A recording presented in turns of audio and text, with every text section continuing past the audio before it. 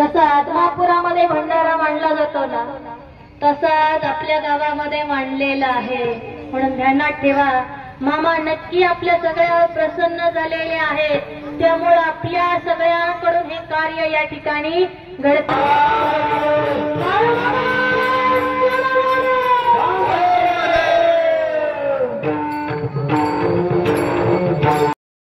संत दर्शनी हा लाभ पद्मनाभ जोडीला. माई बापा हो, जगद्गुरु तुकोबराय म्हणतात, माझं भाग्य उजळलेलं आहे, माझी चिंता वारलेली आहे.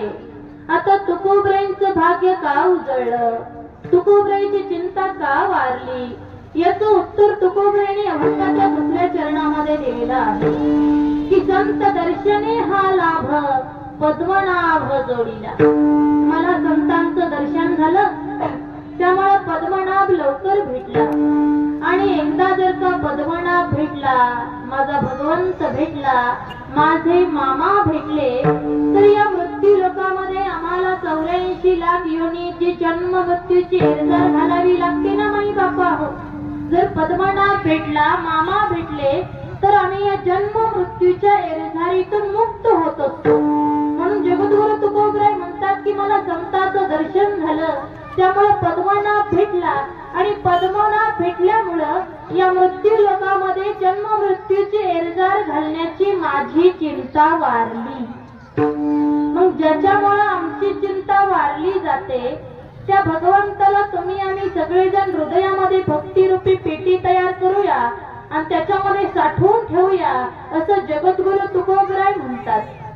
माई बापा हो, हा जो परमात्मा रूपी ठेवा आहे ना, हा प्रत्येकाच्या जवळ आहे, प्रत्येकाच्या हृदयामध्ये आहे.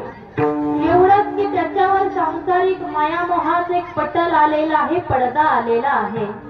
जर आम्ही हा पडदा बाजूला सारला तर आम्हाला पद्मनाभ भेटल्याशिवाय राहणार नाही. याकरता हा पडदा बाजूला सारण्यासाठी आम्हाला संतांच्या संगतीमध्ये आणि त्यांच्या पंगतीमध्ये बसावं लागेल, तर आमचं भाग्य उजळल्याशिवाय राहणार नाही. विठ्ठल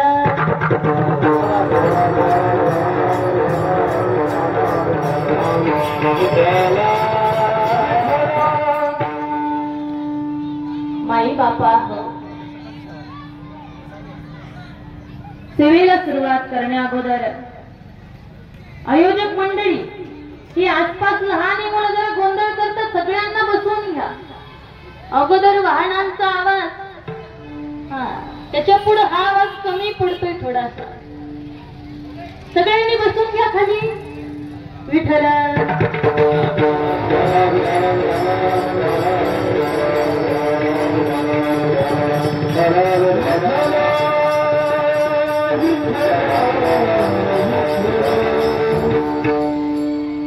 माई बापा हो, सेवेला सुरुवात करण्या अगोदर थोडासा परिहार द्यायचा तो असा की आज अमावस्येच्या निमित्तानं असणाऱ्या मामांच्या फोटोचं पूजन, महाआरती आणि महाप्रसाद, त्या निमित्तानं विनायक दादा रोपणवर आणि डी युवा शक्ती संघातील सर्व आयोजक नियोजक मंडळी, शिवाय आमचे किरण दादा असतील, या सगळ्यांच्या वतीने या ठिकाणी कीर्तन महोत्सवाचं आयोजन करण्यात आलेलं आहे.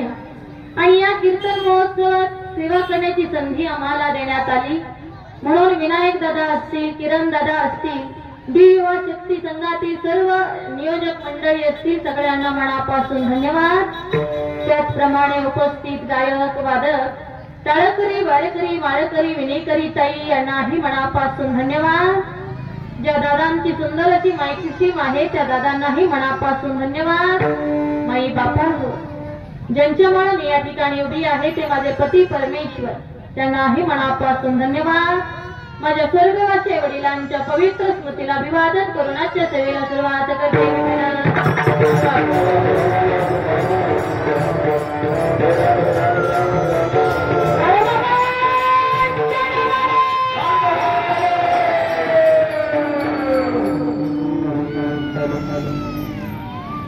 माई बापा हो, तुम्ही आम्ही सगळेजण भाग्यवान आहोत का? कारण आज तुम्हा आम्हाला माझ्या मामांच्या दरबारामध्ये यायला मिळते. इथं. तुमच्या आमच्या कपाळाला माझ्या मामांचा भंडारा लागतोय. तुमच्या आमच्या पोटामध्ये माझ्या मामांचा अनमोल असा प्रसाद जातोय. या सगळ्या गोष्टी घडण्यासाठी भाग्यवान असावं लागतं आणि ते भाग्य आज तुम्हा आम्हाला मिळाले माई बापा. खर तर आज आमच्या वाट्याला आलेली जी ही सेवा आहे ना, ती सेवा म्हणजे आपल्या सगळ्यांचं आमच्यावर असणारं प्रेम आहे आणि त्या प्रेमाला माझ्या मामांच्या कृपेची जोड आहे म्हणून आमच्या वाट्याला आलेली ही सेवा आहे.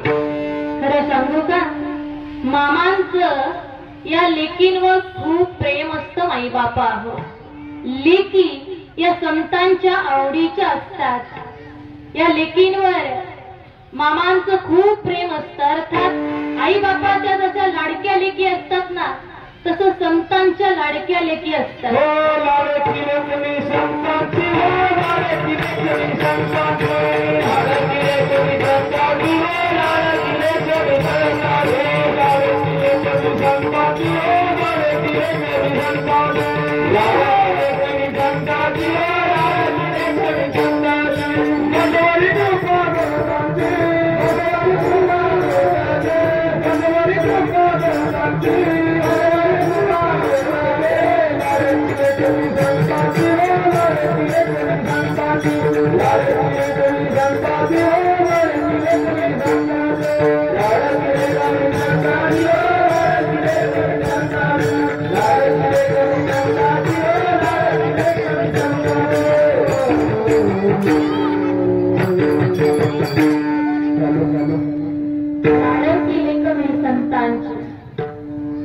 मजवरी कृपा बहुतांची.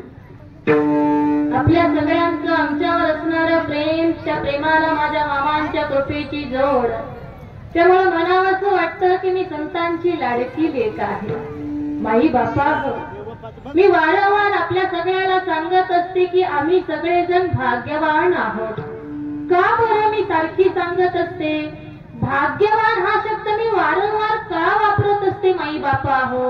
याचं कारण असं आहे, जे स्वर्गातल्या देवांना मिळालं नाही ना, ते तुम्हा आम्हाला मिळतंय माई बापा. स्वर्गीचे आम्हाला इच्छिता ती देवा, मृत्यूलोकी व्हावा जन्म आम्हा.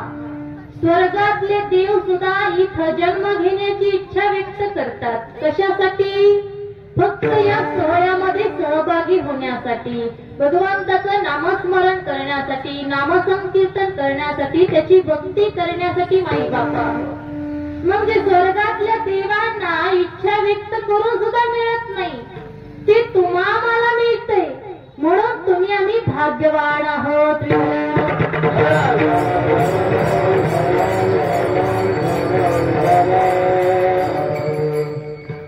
माई बापा हो, ज्याच्या नामाचा आज तुम्ही आम्ही गजर करतोय, ज्याच्या नावाला आज हा भंडारा उत्सव या ठिकाणी आयोजित केला गेलेला आहे, तो माझा भगवंत, माझे मामा कृपाळू आहेत, दयाळू आहेत, मायाळू आहेत. एवढे कृपाळू आहेत की त्यांच्या दरबारामध्ये आलेल्या भक्ताला रिकाम्या हाताने कधीही माघारी पाठवत नाही. जो भक्त ज्या भावानं माझ्या मामांकडे येत असतो, ज्या भावानं मामांकडे काही मागत असतो, मामा सुद्धा त्याला त्या भावानं सगळं काही देत असतात माई बापा. फक्त तो भक्त माझ्या मामांवर विश्वास ठेवून त्यांच्या दरबारात आला पाहिजे. जर मामांवर विश्वास असेल, मामांवर श्रद्धा असेल, मामांवर प्रेम असेल, तर तुमच्यावर कितीही मोठे संकट येऊ द्या, ते संकट तुमच्यापर्यंत पोहोचण्याआधी माझे मामा त्याचा सामना करतात आणि तुमची संकटातून सुटका करत असतात.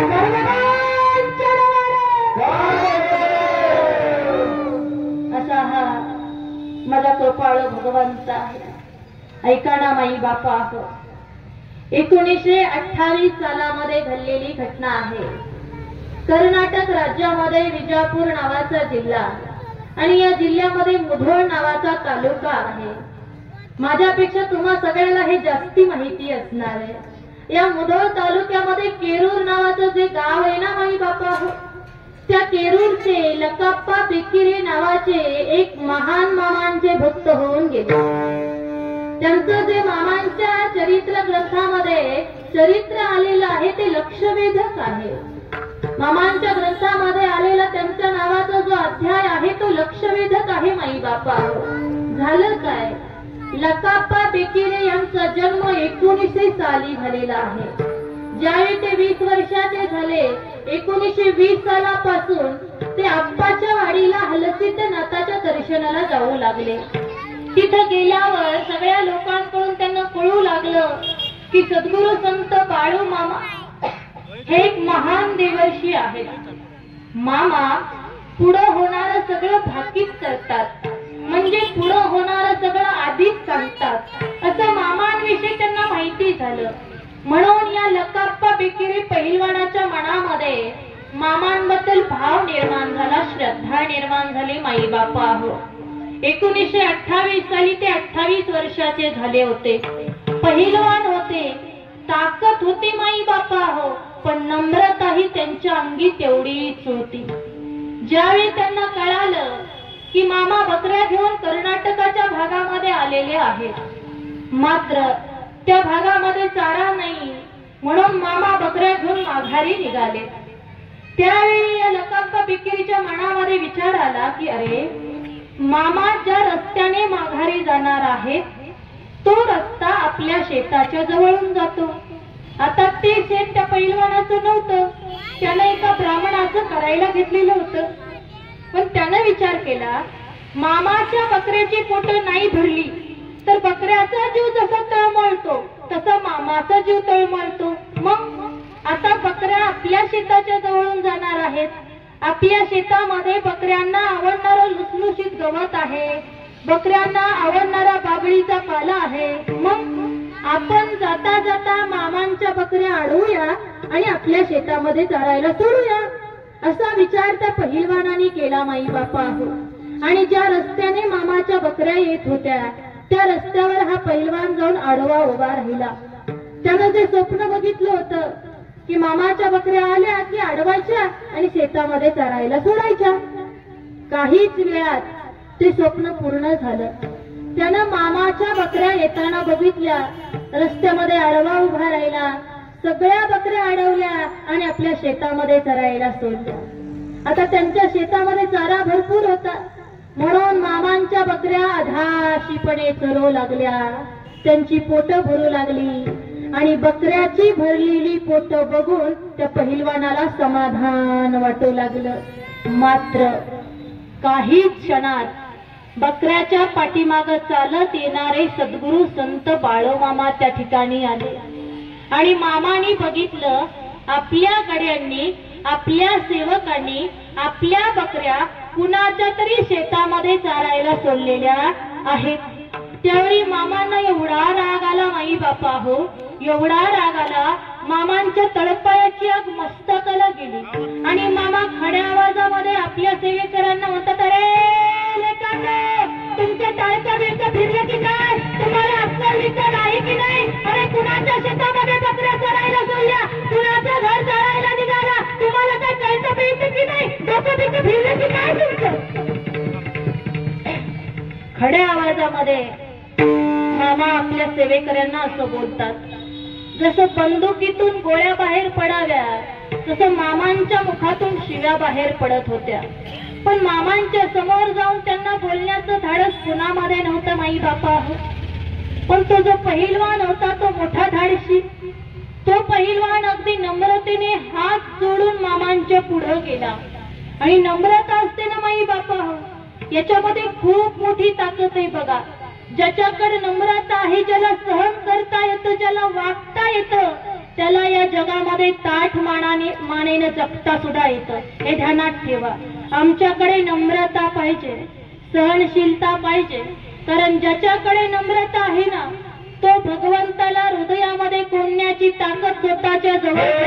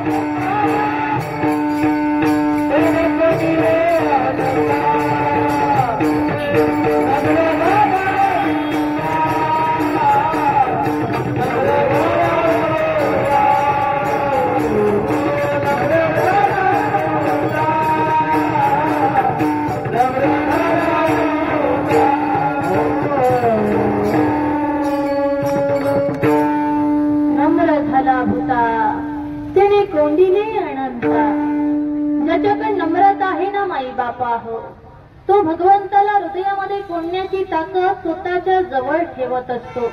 हा जो पहिलवान आहे ना, तो नम्रतेने मामांच्या समोर गेला.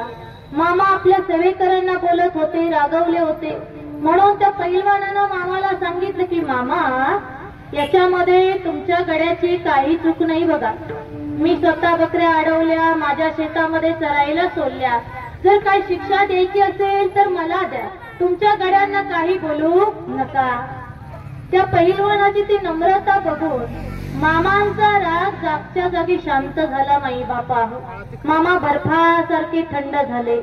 रात्रीच्या वेळी मामा या पहिलवानाच्या घरी मुक्कामाला गेले. आता त्या पहिलवानाचं घर झोपडीवजा होतं. घरामध्ये 2 भाऊ, आई वडील असा परिवार होता. अगदी नम्रतेने वागणारा परिवार, सात्विक वृत्तीने वागणारा परिवार, धर्माने वागणारा हा परिवार होता. पण गरिबी त्यांचा पिछा सोडत नव्हती, दारिद्र्य त्यांचा पिछा सोडत नव्हतं. माई बापा हो, झालं काय की हा लकाप्पा बेकेरे नावाचा पहिलवान जो आहे, त्याला एक चुलता होता ज्याचं नाव आहे रामा बेकिरे. हा जो रामा बेकिरे आहे तोही पहिलवान होता. जरा मोठा पहिलवान होता, प्रख्यात पहिलवान होता. ती पहिलवानकी करून करून त्यांनी बरीच संपत्ती कमावलेली होती. मात्र कमावलेल्या संपत्तीचा, त्या श्रीमंतीचा त्याला अभिमान होता. अनेक गोष्ट ध्यानात ठेवा माई बापा हो, देवाला अभिमान चालत नाही. कोणत्याच गोष्टीचा अभिमान चालत नाही, ना ज्ञानाचा, ना धनाचा, ना सौंदर्याचा. देवाला अभिमान चालत नाही. तुका म्हणे अभिमान नारायणाना सोसे. मग तो फक्त जवळचा असो किंवा लांबचा असो, देवाला अभिमान चालत नाही. मग या लकाप्पा बेकेरीचे चुलते होते ना, त्यांना संपत्तीचा गर्व झाला, अभिमान झाला. त्याकरता ते आपल्या पुतण्यांना वारंवार नावं ठेवायचे, उन बोलायचे. झालं काय की हे लकाप्पा बेकेरे पहिलवान आणि सद्गुरु संत बाळू मामा त्यांच्या झोपडीच्या दरवाजामध्ये एका कॉटवरती बसले होते, गप्पा मारत होते. बसले असताना या लकाप्पा बेकिरीचे चुलते रामा बेकिरे समोरून चालत येत होते. बस चालत येत असताना मामा बसलेत. इथं त्यांचा पुतण्या बसलेला आहे. मामांच्या समोर, मामांच्या नजरेमध्ये नजर मिसळून हे रामा बेकिरी चालत आले ते आले. आल्यानंतर शांत बसायला पाहिजे की नाही माई बापा हो, एक गोष्ट ध्यानात ठेवा. आपल्या समोर देव बसलाय, आपल्याकडे देव आलाय, हे कळायला सुद्धा भाग्यवान असावं लागतं. हे रामा बेकिरे मामांकडे बघत बघत तिथं चालत आले आणि आपल्या पुतण्याला म्हणतात की अरे, असल्या भोंडूच्या नादी लागून कुणाचं चांगलं झालंय वय, असल्या भोंडूला मी चांगलं ओळखतो, यांच्या नादी लागून कुणाचं चांगलं होत नाही. कुणाला म्हणतोय? मामाला. तेही मामाच्या नजरेमध्ये नजर मिसळून. बरं, एवढं म्हणल्यावर तरी शांत बसायला पाहिजे की नाही? नाही. मामाकडे बघत बघत मिशीवर ताव ते तो रामा बेकिरी तिथून चालत गेला. आता मला सांगा, ज्यानं मिशा दिल्या त्याच्या पुढे जर मिशीवर ताव मारला तर काय होईल बरं?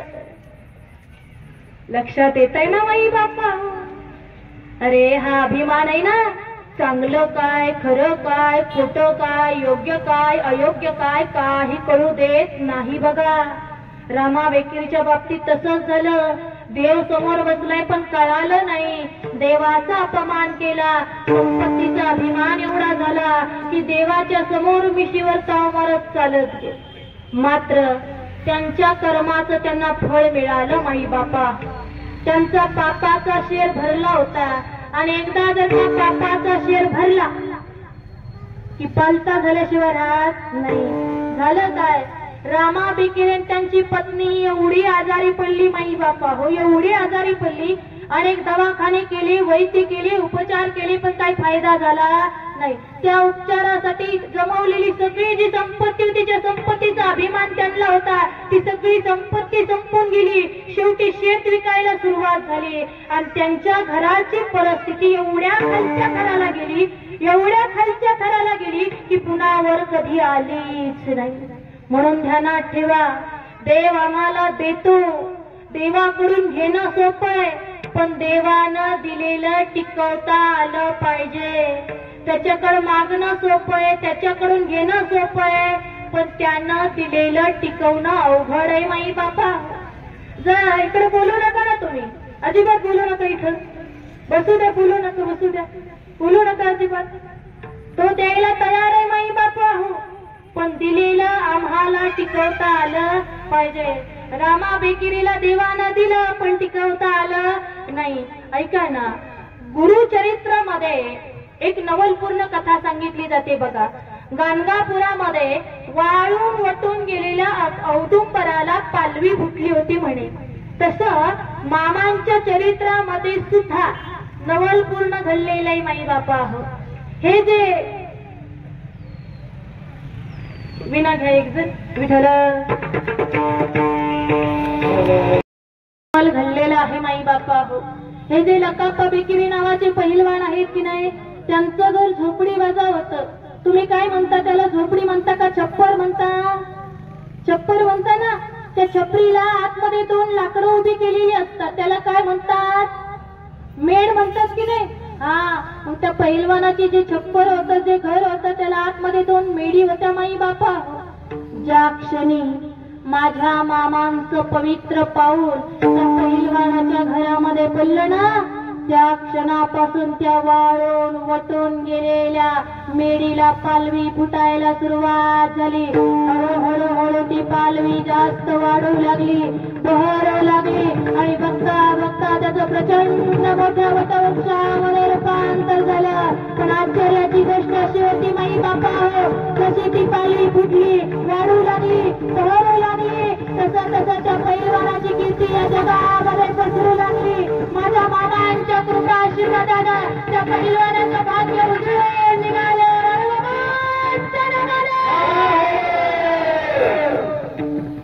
ध्यानात ठेवा, जसं त्या पहिलवानाचं भाग्य उजळून निघालं ना माई बापा, तसं आज आपण या सगळ्यांनी माझ्या मामांच्या फोटो पूजनाचा सोहळा एवढा मोठा केलाय.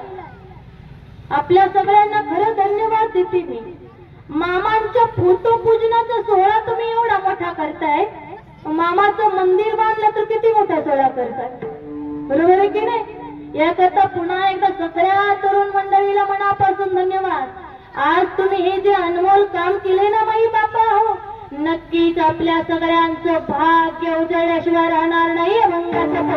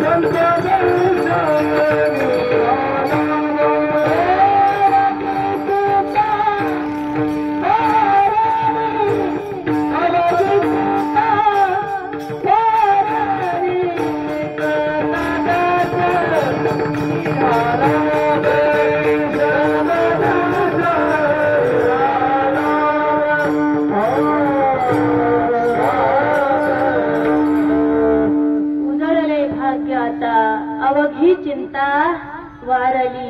माई बापा हो, जगद्गुरु तुकोबराय म्हणतात की संताचं दर्शन झालं आणि माझं भाग्य उजळून निघालं, माझी चिंता वारली. आम्ही वारली कुणाला म्हणतो?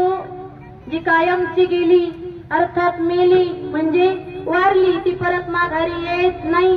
जगद्गुरु तुकोबराय म्हणतात माझी चिंता वारली, म्हणजे ती परत कधी माघारी येणार नाही. म्हणून लक्षात ठेवा, आज तुम्ही सगळेजण ही मामांची जी भक्ती करतात ना, आपल्या मामांवर तुमच्या सगळ्यांचं जे प्रेम आहे ना, त्यामुळं आपल्या सगळ्याच्या चिंतेचं निवारण होऊन, अर्थात आपल्या सगळ्याची चिंता वारली जाऊन सगळ्याचं भाग्य उजळल्याशिवाय राहणार नाही. बरोबर.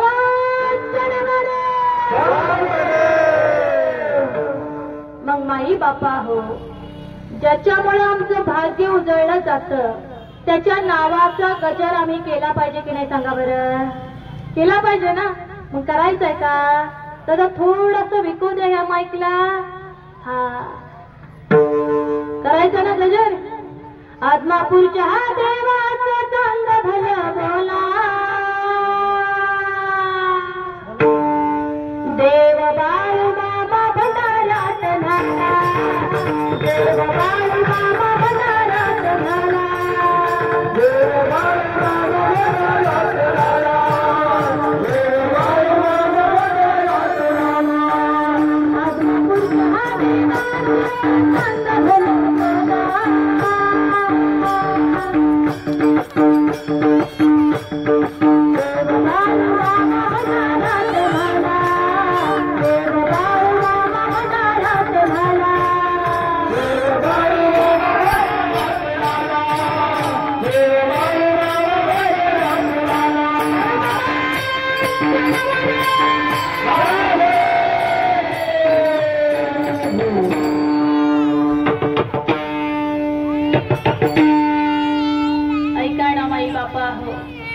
माझे मामा किती कृपाळू आहेत, किती दयाळू आहेत. विजापूर जिल्ह्यामध्ये व्यंकटापूर नावाचे गाव आहे. त्या गावामध्ये जे दैवत आहे त्या देवाची पुजारी होते, ज्यांचं नाव आहे धोळाप्पा. पण ते देवाची पुजारी असल्यामुळं त्यांना धोळाप्पा पुजारी म्हणायचे. त्या धोळाप्पा पुजाऱ्यांनी मामांची जी भक्ती केली की नाही, त्या भक्तीचं मामांनी त्यांना अमृत तुल्य असं फळ दिलं बघा. अनमोल असं फळ दिलं मामांनी त्यांना.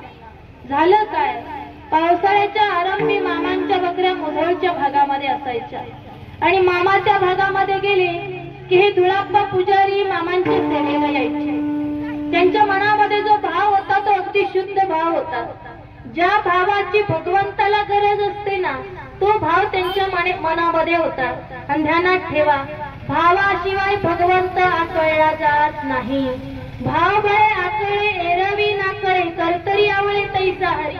भावे विन तत्वता परमार्थ नाही हाता, सकळ साधनांचे माता जाण तत्वता सद्भाव.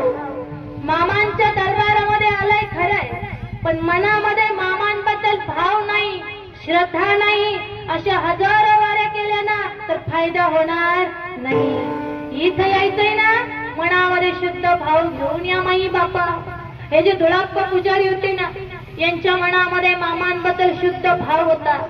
त्यांना तर्क कुतर्क करण्याची सवय नव्हती, दुसऱ्याची निंदा करण्याची सवय नव्हती. का? कारण निंदेसारखं मोठं पाप दुसरं कोणतंच नाही. निंदा वसे ज्याचे चित्ता, त्याची गती नाही जाण सर्वता. निंदा सकळ पापाचे माथा, तोशी भरता असेल. निंदेसारखं मोठं पाप दुसरं कोणतंच नाही माई बापा हो, लक्षात ठेवा. हे जे निंदा करणारे निंदक असतात की नाही, या निंदकाचं नाव जरी आपण घेतलं तर आपल्या वाचेला दोष लागतो. निंदकाचे नाव घेता दोष वाचेशी होय लागता, तिची द्यावया प्रायचित्ता, राम राम म्हणावे सर्वता. निंदकाचं नाव घेतलं तरी आमच्या वाचेला दोष लागतो. जर याच्यातून मुक्त व्हायचं असेल तर मुखाने फक्त देवाचं नामस्मरण करावं लागेल, अन्यथा आम्ही मुक्त होऊ शकत नाही. हे जे धुळाप्पा पुजारी आहेत ना, त्यांना निंदा करण्याची अजिबात सवय नव्हती. मनामध्ये कोणत्याही गोष्टीविषयी लोभ नव्हता, मोह नव्हता, कोणत्या गोष्टीचा अहंकार नव्हता. मामांची आज्ञा मारण्याखेरीज त्यांना दुसरं काही येत नव्हतं. मामांना त्यांचा हा भोळा भाव मान्य होता, म्हणून मामाने त्यांचं कल्याण करायचं ठरवलं. लहानी मुलं बसून घ्या सगळी. हा, कोण कोण उठणार आहे त्यांना मी गाडीमध्ये टाकून घेऊन जाणार आहे. माझं लक्ष सगळ्यांकडे आहे. मला सगळी लहानी मुलं दिसतात. तिथं पाठीमागं गाडी लावलेली आहे. जर तुम्ही उठला तर मी जाताना गाडीमध्ये टाकून येणार आहे. मग ज्याला उठायचं असेल त्यांना उठा. हा विठ्ठल.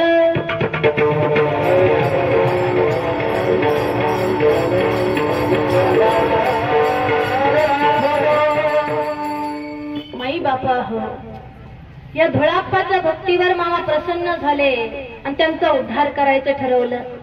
एक दिवस मामा या धुळाप्पा पुजाऱ्यांकडे पिकलेल्या आंब्याची मागणी करतात. आता ते दिवसच आंब्याचे नव्हते तर पिकलेले आंबे आणायचे कुठून? धुळाप्पा पुजारी विचार करतात आणि मामाला म्हणतात की देवा, तुम्ही माझी चेष्टा तरी करत नाही ना? मामा म्हणतात, हे बघ, तुला मला आंबे द्यायचे नाहीत ना, नको देऊ, मी तुला आंबे देतो. मामा आपल्या हातातली काठी अशी उंच उचलतात आणि जोरात. ज्या क्षणी मामा काठी जमिनीवर आपटतात त्या क्षणी समोर पिकलेल्या आंब्याची टोपली हजर. मामा त्यातला आंबा घेतात आणि स्वतःच्या हातानं धुळाप्पा पुजाऱ्यांना देतात. ध्यानात घ्या माई बापा, आम्हाला वाटतं आमच्या देवानं प्रसाद घ्यावा आणि खावा. आम्हाला वाटतं आमच्या हातानं देवानं प्रसाद घ्यावा आणि खावा. पण लक्षात ठेवा, आमच्या हातानं देवानं प्रसाद घ्यावा आणि खावा याच्यामध्ये मोठं नवल नाही. देवानं स्वतःच्या हातानं प्रसाद घेऊन आपल्या भक्ताला देणं याच्यासारखं मोठं भाग्य दुसरं कोणतं? आणि ते भाग्य घेऊन जन्माला आले होते हे धुळाप्पा पुजारी. झालं काय की धुळाप्पा पुजाऱ्यांवर मामाची एवढी कृपा झाली माई बापा हो, की एक दिवस मामा, धुळाप्पा पुजारी आणि त्यांचे मित्र वकील हे असे बैठकीमध्ये बसले होते. बैठकीमध्ये बसल्या बसल्या व्यंकटगिरीच्या दर्शनाला जायचा विषय निघाला. मग त्या वकील नावाचे जे मित्र होते त्यांनी धुळाप्पाला विचारलं, तू व्यंकटगिरीच्या दर्शनाला येतोय काय? आता धुळाप्पा मनाने निर्णय घेत नव्हते. त्यांनी मामाला विचारलं की मामा, मी व्यंकटगिरीच्या दर्शनाला जाऊ का? मामानी परवानगीच दिली नाही म्हणून ते गेले नाहीत. वकिलांनी दुसऱ्या सहकाऱ्यांना घेतलं आणि ते व्यंकटगिरीच्या दर्शनाला गेले. नेहमीप्रमाणे दुसऱ्या दिवशी हे धुळाप्पा पुजारी आले आणि मामांच्या चरणाजवळ बसले. मामांनी त्यांना विचारलं, धुळाप्पा, सगळेजण त्या देवाच्या दर्शनाला गेले, तू का म्हणून गेला नाहीस रे? त्याच्यावर धुळाप्पा पुजारी मामाला म्हणतात, मामा, तुम्ही मला परवानगीच दिली नाही तर मी कसा जाणार सांगा बरं? धुळाप्पा पुजारी मामाला हे जे बोलले ना माई बापा, अगदी अंतकरणातून बोलले. एक मित्र दुसऱ्या मित्राला जसं मोकळ्या मनानं बोलतो ना, त्याला साख्य भक्ती म्हणतात माई बापा. मित्रत्वाच्या नात्यानं हे धुळाप्पा पुजारी मामाशी बोलत होते. अर्थात साख्य भक्ती त्यांच्याकडून घडलेली होती. भक्ती ही नव प्रकारची आहे. त्याच्यामध्ये अर्जुनानं भगवान श्रीकृष्णाची जी भक्ती केली ना, त्याला साख्य भक्ती म्हणतात, मित्रत्वाच्या नात्यानं केलेली भक्ती. मग धुळाप्पा पुजारी ज्यावेळी मामाला म्हणतात ना की तुम्ही मला जायला कुठं परवानगी दिली आणि गेलोच तर तो देव मला कुठं दर्शन देणार आहे, त्यावेळी त्यांच्या मनातला भगवंताबद्दलचा शुद्ध भाव, भगवंताच्या भेटीची आस मामाने जाणली आणि त्यांचा उद्धार करायचं ठरवलं. मामा म्हणतात, धुळाप्पा, तुला त्या देवाचं लय दर्शन घेऊ वाटतंय वय, थांब, मी देतो तुला त्या देवाचं दर्शन, फक्त माझ्या आज्ञेचं पालन कर म्हणजे बस. धुळाप्पा पुजारी म्हणले, करतो की मामा, काय करायचं सांगा. मामाने धुळाप्पा पुजाऱ्याला डोळे मिटायला सांगितले. धुळाप्पा पुजाऱ्यांनी डोळे मिटून घेतले आणि काही क्षणानंतर मामाने पुन्हा त्यांना डोळे उघडायला सांगितले. आणि काय आश्चर्य बापा हो, बघतात तर काय समोर साक्षात व्यंकटगिरी उभाय. धुळाप्पा पुजाऱ्याने चरणापासून मुकुटापर्यंत व्यंकटगिरीला निहाळलं, हृदयामध्ये बसवलं आणि त्याच्याकडे पाहत थांबले की काय ताकद माझ्या मामांच्या कृपेचे बघा ना. काही क्षण ज्या ठिकाणी व्यंकटगिरी उभा दिसत होते ना, काही क्षणानंतर त्याच ठिकाणी सद्गुरु संत बाळू मामा आहे त्या पोशाखामध्ये उभे दिसत होते. जणू काय मामांच्या रूपानं या धुळाप्पा पुजाऱ्यांना पद्मनाभाचं दर्शन झालं होतं. रंगाचे दुसरे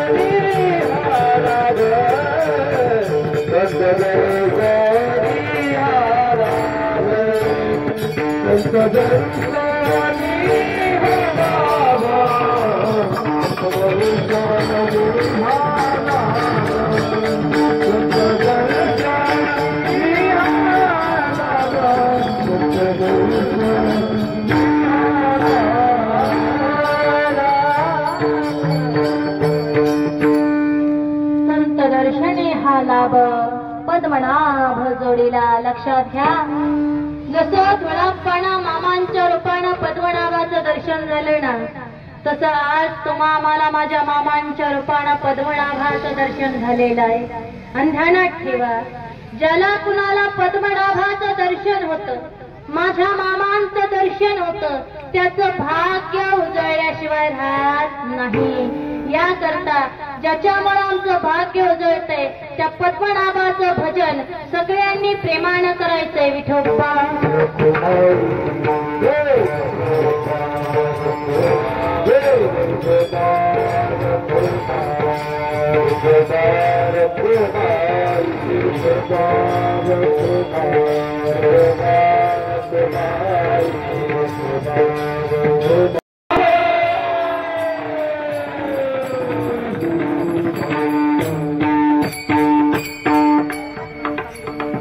सगळ्यांनी आपापले हात वर घ्यायचे.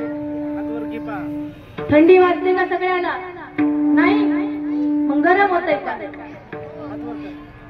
कीर्तन होईपर्यंत असेच हात ठेवायचे. त्याचा थोडासा विकू द्या आणि आवाज द्या थोडासा. सगळ्यांच्या हाताने टाळी वाजली पाहिजे. बाळू मामा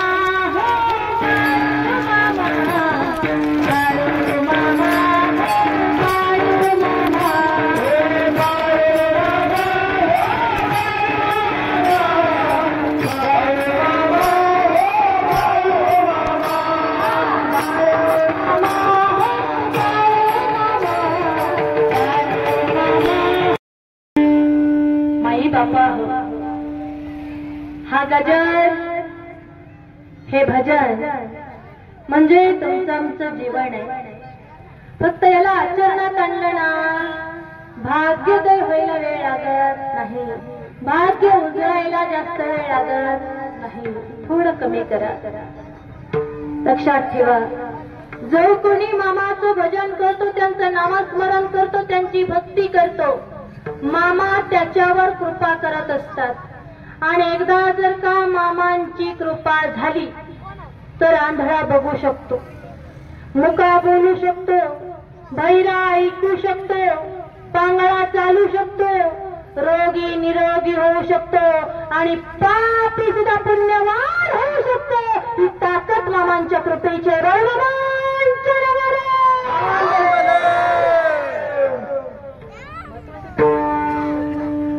माई बापा हो. झोप नाही ना लागली? काय चाललंय नेमकं? ऐकाय ना काय झालं. एक दिवस असंच कीर्तन झालं. कीर्तन झाल्यानंतर मी आणि आमचे महाराज बसलेलो होतो. असं बसलं असताना मी इथं बसली होती, महाराज इथं बसले होते. महाराजांच्या शेजारी एक म्हातारी बसली होती. ती म्हातारी अर्थात त्या म्हाताऱ्या आजी त्या एक जणाला म्हणत होत्या, आज कीर्तन लई भारी झालं. तेवढंच आमच्या महाराजांनी ऐकलं. आता कीर्तन भारी झालं म्हणल्या भारी वाटतं की नाही? महाराजांनी ऐकल्या गप बसायला पाहिजे होतं की नाही? विचारतात, आजी खरंच लय भारी कीर्तन झालं वय? आजी म्हणतात, होय बाबा लय भारी ताईचं कीर्तन झालं. एवढ्या उभं बसायचं नाही का महाराजांनी? महाराज आणखी खुद विचारतात, आजी खरंच लय पटलोय तुम्हाला? खरंच लय भारी झालं वय कीर्तन? आजी म्हणतात, हे पोरा एवढं भारी कीर्तन झालं, एवढं भारी कीर्तन झालं, अरे घरी डॉक्टरच्या गोळ्या खाऊन झोप लागत नाही, ताईच्या कीर्तनात बसल्या बसल्या झोप लागत. तसं नाही ना इथं. हा विठ्ठल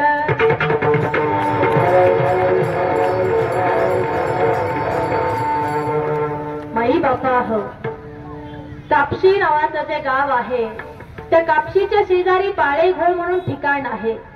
एक दिवस मामा, सत्यप्पा शिंगाडी आणि सौंदतीचे सावकार हे सगळेजण मिळून त्या ठिकाणी गेले होते. गेल्यानंतर मामा आणि मामाचे सहकारी एका आंब्याच्या झाडाखाली बसले होते.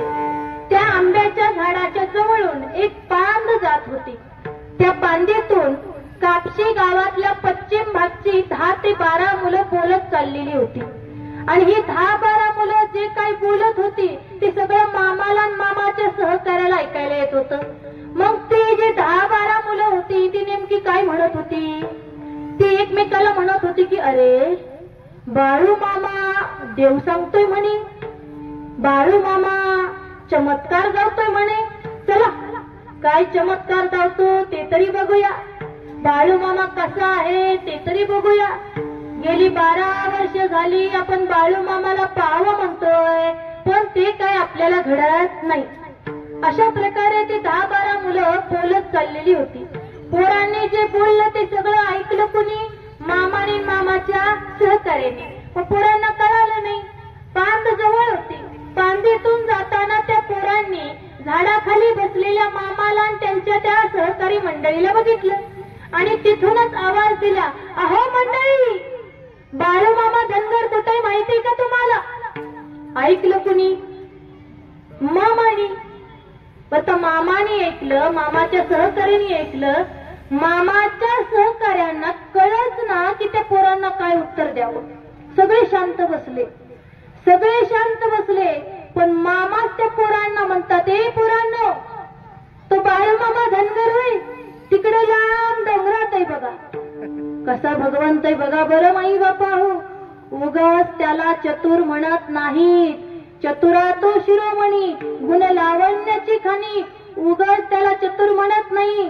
स्वतः देवच काय सांगतोय, तो बाळू मामा धनगर होय, तिकडे डोंगरात आहे बघा. पोरांना खरं वाटलं माई बापा हो. पोरं निघाली डोंगराच्या दिशेनं. एक गोष्ट ध्यानात ठेवा, हा जो तुमच्या आमच्या समोर विराजमान झालाय की नाही, ज्याच्या नामाचा गजर करतोय की नाही, तो भगवंत आपल्या भक्ताची शेवटपर्यंत परीक्षा घेत असतो. आणि जो कोणी मामाच्या परीक्षेमध्ये पास होतो, मामा आयुष्यभर त्याची राखण करतात. जो परीक्षा होई उत्तीर्ण, सेवा करी पूर्ण, मामा करती राखण भक्ताची सदा. परीक्षा मात्र घेतात, कुणालाही सोडत नाहीत. मामाला माहिती असतं कीर्तनात कोण कसं बसले, किती अंतकरणापासून ऐकतंय. आता ही जी चालू आहे ना, आपल्या सगळ्याची परीक्षा चालू आहे, ध्यानात ठेवा. देवाच्या परीक्षेमध्ये विठ्ठल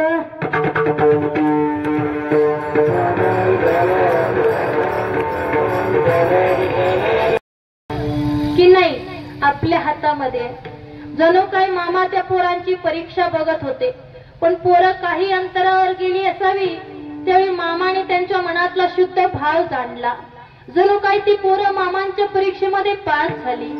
त्यावेळी मामा आपल्या शेजारी जे भक्त होते सत्यप्पा शिंगाडी, त्यांना सांगतात, ए शिंगाडी जा आणि त्या पोरांना माघारी बोलवून आण. हे सत्यप्पा शिंगाडी पळत गेले, पोरांना माघारी बोलवून आणलं. पोरं मामांच्या समोर येऊन उभारे. त्यावेळी मामा त्या पोरांना म्हणतात, ए पोरांनो, तो बाळू धनगर वय, तो मीच आहे.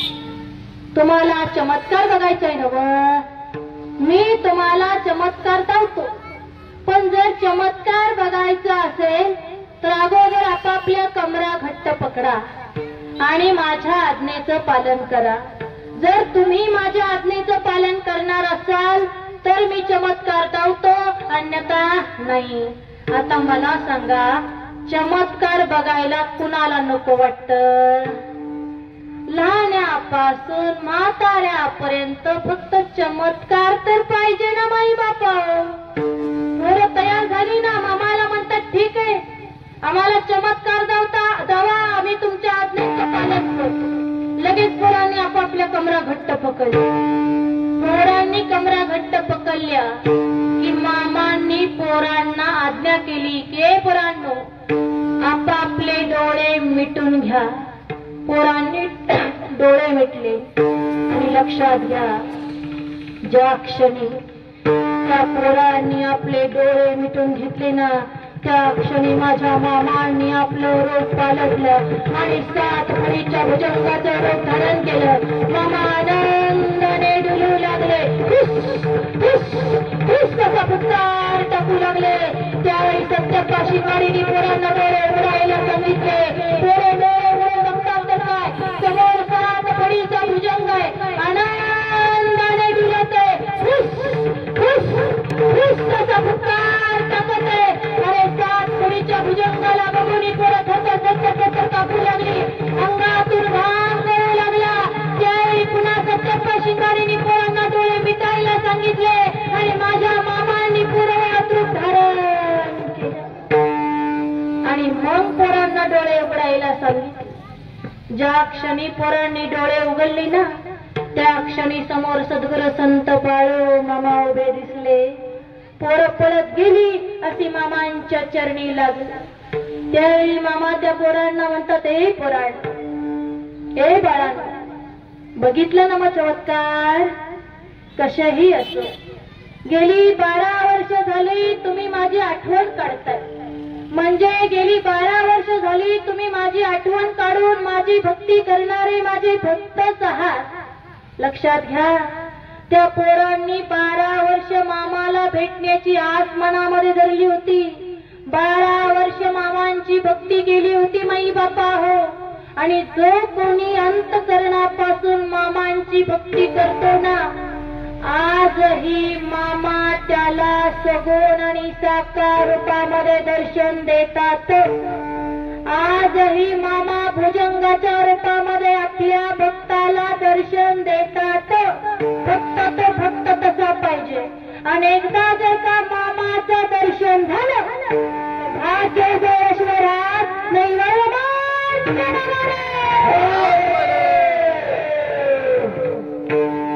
माई बापा हो. भिकू शिंगारे हे मामांचे महान भक्त आहेत, अर्थात जे आता हयात आहेत माई बापा हो. 11 वर्ष जे मामांच्या संगतीत राहिले, सेवेत राहिले, ज्यांचा जन्मच मामांच्या कृपेने झाला, ते भिकू मामा शिंगारे आता आहेत. त्यांच्या जीवनामध्ये घडलेली ही घटना आहे की भिकू मामा एकदा मामांच्या तळावर सेवेला गेले होते. ते सेवेला गेल्यानंतर त्यांच्या सेवेचा 5वा महिना चालू होता.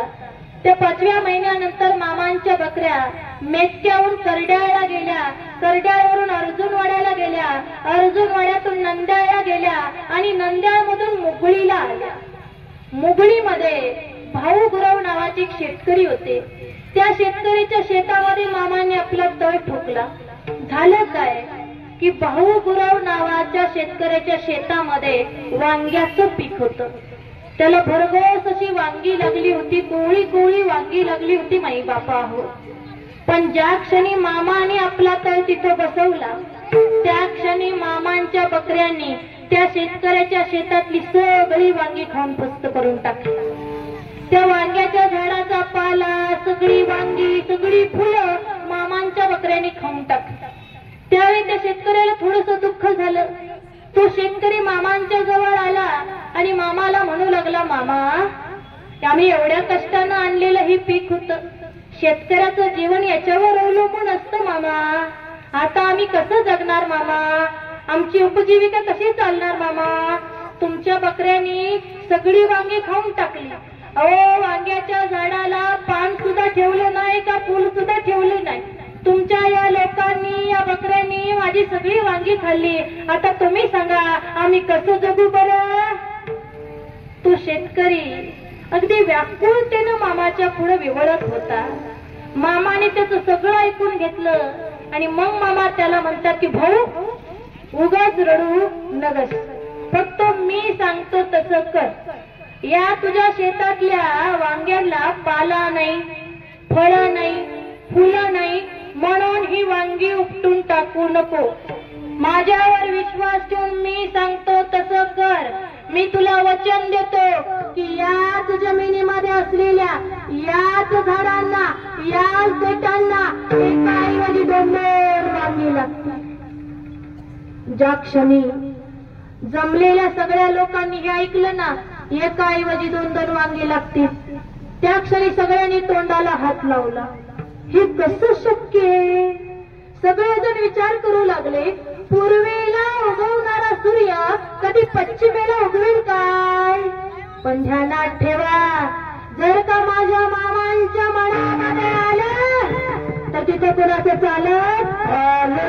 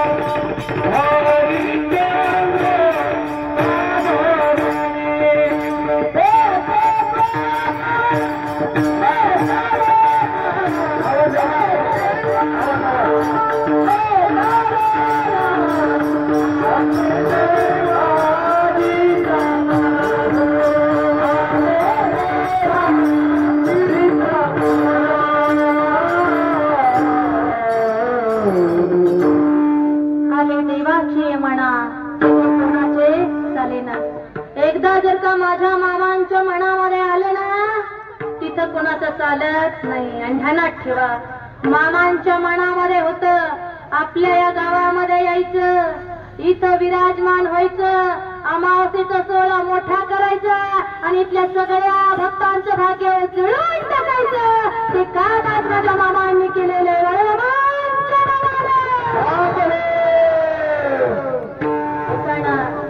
सगळी लोक आश्चर्य करत होती की या वांग्याच्या देठांना कशी वांगी लागू शकतात. पण भाऊगुरव नावाच्या शेतकऱ्याचा मामांवर विश्वास होता आणि परमार्थामध्ये विश्वासाला खूप महत्व आहे. आमचा देवावर विश्वास पाहिजे. जिथं विश्वास आहे ना तिथं भगवंत आहे. विश्वासाची धन्य जाती तेथे वसती देवाची. फक्त आमचा त्याच्यावर विश्वास पाहिजे. घरून येताना विश्वास पाहिजे की माझे मामा माझं काम केल्याशिवाय राहणार नाही. ध्यानात ठेवा, विश्वासाने म्हणाला ना काम झालं म्हणून सांगतो. फक्त विश्वास पाहिजे. मग भाऊ गुरव नावाच्या शेतकऱ्याचा मामांवर विश्वास होता. त्यांनी मामाने सांगितलं तसं केलं की मामाने सांगितलं होतं या झाडाला तू पाणी देत राहा. त्यांनी झाडाला पाणी देत राहिले आणि काय आश्चर्य माई बापा हो, 3 आठवड्यांनी त्यांनी बघितलं की त्याच जमिनीत असणाऱ्या त्याच झाडांना त्याच देठांना एकाऐवजी 2 वांगी लागली. असा हा माझा कृपा आहे, भगवंत आहे. आम्ही एका हाताने दिलं ना आम्हाला 2 हाताने देतो. आम्ही शेरभर दिलं ना आम्हाला 10 शेर देतो. आम्ही 1000 रुपये दिले ना आम्हाला लखोपती करतो.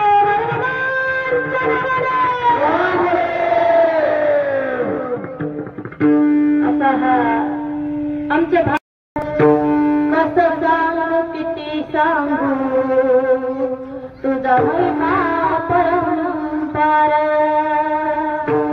हर पलितान भूक ओढ लागली जीवा. देव तुझी भाकणूक आम्ही आलो यायचा. वाली तुम्ही कराता